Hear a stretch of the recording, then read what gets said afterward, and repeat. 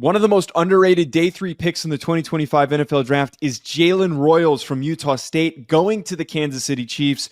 Ryan, I'm blown away. We always talk about this. It's the biggest cliche of draft nights.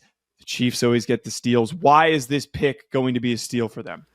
Joe, I hate it here, man. I hate it here. This is the most predictable outcome of all times. You get Jalen Royals, who I personally would have been comfortable drafting at least a round and a half earlier, if not 2 full rounds earlier at this point, sitting here in the 4th round. But he is just such a diverse football player. At Utah State, he was asked to play outside a ton because he has really good release packages and he has good downfield acceleration. He also is a young man that we've seen about 205, 210 pounds, somewhere in that bracket, depending upon what part you're really paying attention to this draft process. He's also good after the catch and physical and a pretty strongly built player. So this is a guy that not only can play outside, he can also play inside. So the versatility that this kid brings to the table is really impressive, tested well. I'm honestly a little shocked that Jalen Royals was even here at this point in the draft.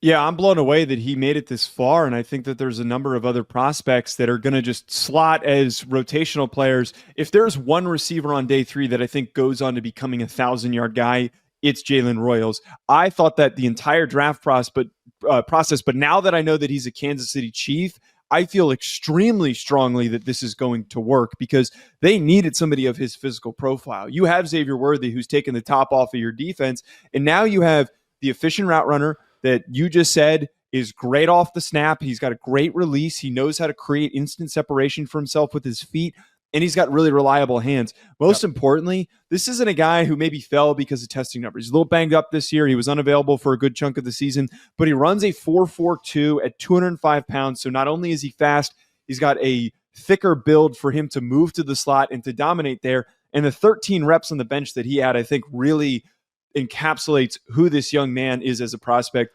I will just keep rounding out this belief. If there is a day 3 steal that goes on to be a Pro Bowler that everyone's going, oh my goodness, it is going to be Jalen Royals.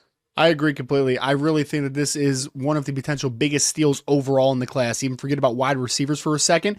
It's really interesting too because Rashee Rice has been used a lot inside. He's kind of a yak guy. We've seen the volatility, though, obviously, for Rashee Rice, not even available this year due to his injury and everything. But like even when he's healthy, he's still a little bit of a volatile player. Xavier Worthy is very volatile. Xavier Worthy get 150 yards one week and then 2 catches for 8 the next. I think that the consistency that a player like Royals can bring to the offense with his ability to line up everywhere and be a consistent player to the middle of the field for a player like Patrick Mahomes, I think he's going to be an instant impact player potentially if he needs to be. And I think that he could be a safety blanket for Patrick Mahomes long term. Folks, comment below what you think of the pick. Hit that like button and subscribe. We'll talk to you later.